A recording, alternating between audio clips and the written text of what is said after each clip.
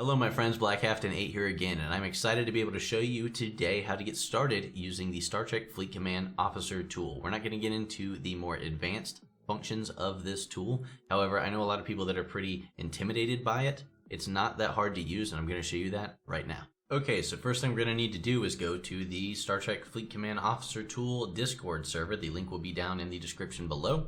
We will go to this link to spreadsheet channel over here real quick. And usually I use the Excel version. Today I'm going to actually use the Google Sheets version. It's a little more accessible for most people. So we'll go ahead and click the link here. I don't condone clicking random links on the internet, but this one's approved by Halfdan. You want to click make a copy.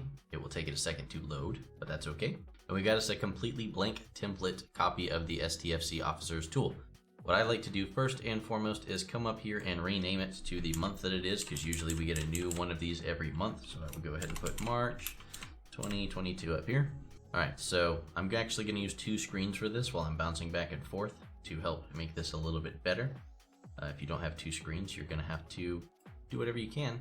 But a lot of people would do this on a computer or on a tablet while they have the game pulled up on one or the other. All right, so when I get started on this, the first thing that I want to do is actually go to my interior of my base, and I'm going to take a look at the level of a couple of my buildings and go ahead and toss them in here. So operations level, I know I'm operations level 35, drop 35 in there. My academy building is going to be a 35% bonus. It's asking us next if we have the prime officers, which we have researched. So we'll go ahead and put 100 over there for 100% increase. Prime Survival Skills Galaxy. I don't believe we have that one, but that's why I like to go look in the interior of my base real quick to see.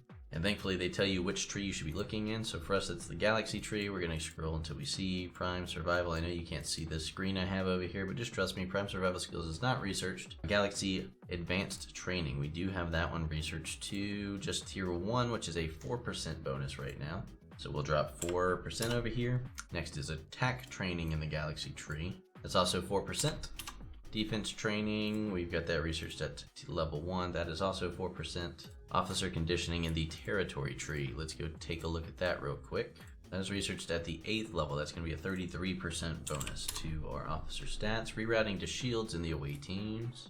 That is 2 out of 5. So at this level, it's going to give us a 13% to our defense. Tactical aggression also in the away teams. That's 2 out of 5. It is also 13%.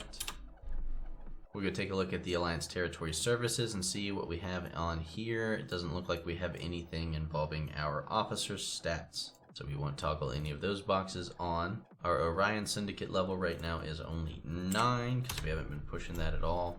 We'll finish out our research. We got the Hypospray Tech in the away team's tree, which is a 9% at our current level increase. Charismatic Orders we have at the first level, that's 5%.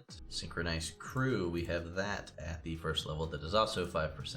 And Infamy and Heroism we don't have researched yet. Some players won't even fill all that stuff out. You don't have to. It's for some of the more advanced features in it. I just like to keep it up to date so I don't have to do it all every time that I get in here. Really what we're going to focus on is just putting our officers in and being able to look at the preset crews to help give us an idea on what we should be putting on our ships as we send them out for various activities. Once they're sorted by name, you'll know you've got 0718 up in the top corner, assuming you have them unlocked, and we will get started on this. My officer 0718 is level 10, rank 2. I'll drop that in there. It will automatically populate their attack, defense, and health stats, which is pretty nice. I'll go ahead and do a couple more, and then I will just speed this up so you don't have to see how long this takes for your first time. Once you have this set up, you will be importing your data from your old sheet to the new sheet every month. You do not have to manually enter this every time. I'm just showing you that this is how you get started doing it. You will have to manually enter everything your initial time, which is why it's better to get started at this earlier in your Star Trek Fleet Command gaming than later. She is level 15, rank 3. And Eric's, he is level 20, rank 4. So the number will be right over here. That should let us know when we want to go spend some officer experience for, say, an SLB or a domination battle pass event, something like that. Then you can go quickly scroll through your sheet and see which officers you still have some work to do on so that you can go ahead and dump your experience in at those times and not go dig through, click through every officer and try to figure out who to put some XP in so that you can finish your events.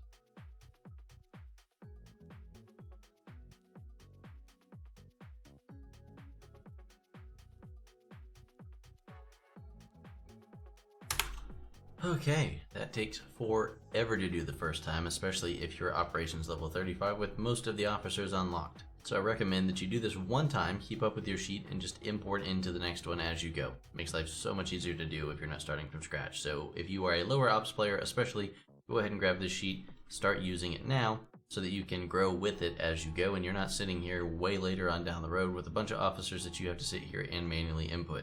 It takes a long time to do it that way.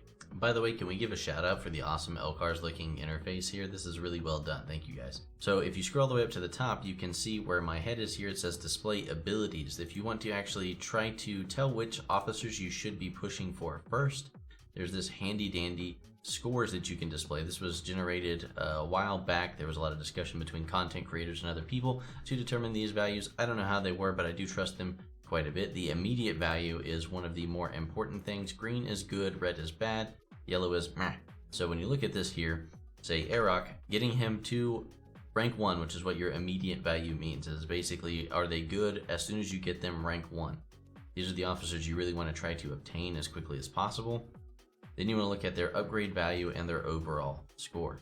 You will want to read the write-up here as well though, because it does go over both their captain's ability and their officer ability. So if you look at 𝗁, when it says captain, don't bother, tiny increase. However, 𝗁 is one of the best officers in the game. When it comes to energy damage reduction, you want to max her out as soon as possible, it will tell you there. This helps a lot for your newer players or people who just find themselves struggling to try to figure out which officers they should be building, as well as how to crew. So let's go ahead and, now that these columns kind of speak for themselves, you can go ahead and sort them that way, see which officers you own, and be able to prioritize which ones you should be putting resources into, because you want to look at that upgrade value, see if they are actually worth it way down the road, or if you only need to get them to a certain tier and stop. So the other big thing we'll do is go down here to the bottom of this tab that says preset crews. This is something that you will spend a lot of time doing when you are trying to figure out crews in the very beginning. And I love this. I love this feature so much because this actually takes into consideration your officers that you have, what rank they are, and what their officer abilities scale at because of that rank. So if you see here,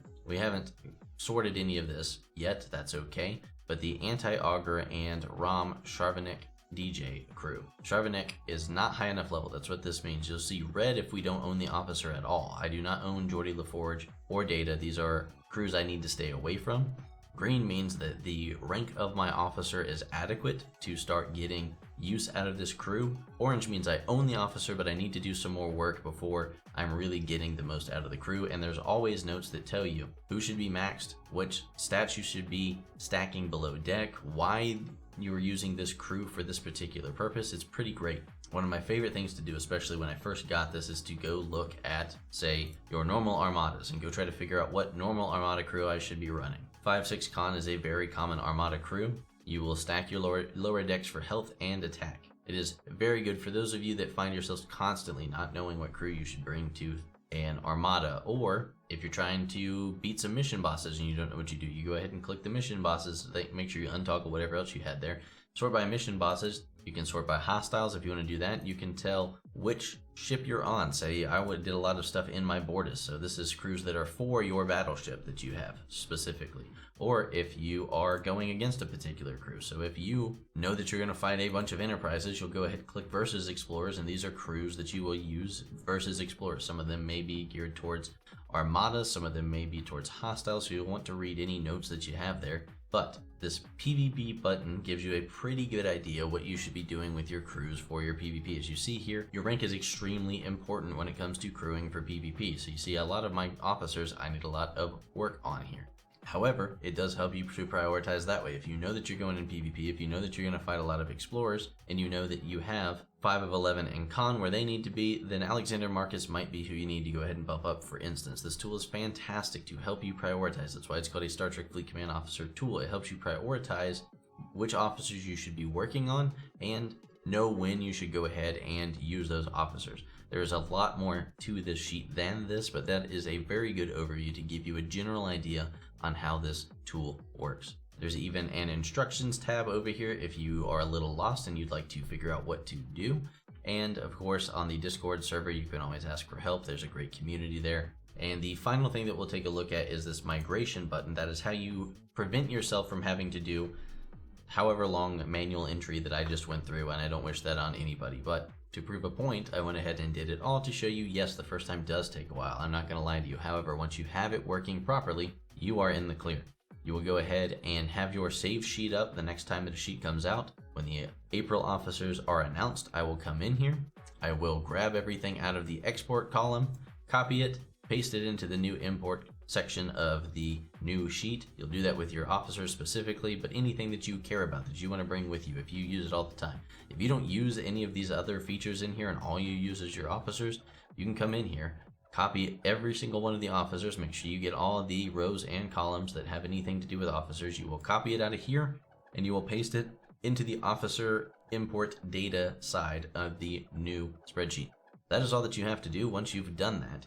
By the way, you want to make sure that you are pasting the values and not any formulas in over there. Once you have that pasted in there, then you can just go check your roster and it will be just like the sheet that you left with the couple new officers that probably came out since then and anything else that they have added as a feature or quality of life improvement to this sheet. The sheet is constantly being updated. Make sure that if you use this, you give some love to the entire Star Trek Fleet Command Officers team, especially 𝗂𝗶𝘁 and 𝘂𝗵𝘁. They are fantastic for keeping up with this tool for the entire community. Can't thank you guys enough. I love what you do. And if there's enough engagement on this video, if you guys want to go ahead and take this to the next level, we'll get into some of the more advanced things you can use the sheet for. Otherwise, that's about all that there is to it. It's a fantastic sheet. I know it takes some data entry to get started with, but I guarantee you it is totally worth it. And it's constantly being updated. I see them put new crews on that list of preset crews all the time. There's even one that shows ROM now, and ROM just came out. So it gives you a great jumping off point for your crewing, and I like to use it, of course, for SLBs or domination events to be able to go quickly scroll through here and see which officers have red next to their level.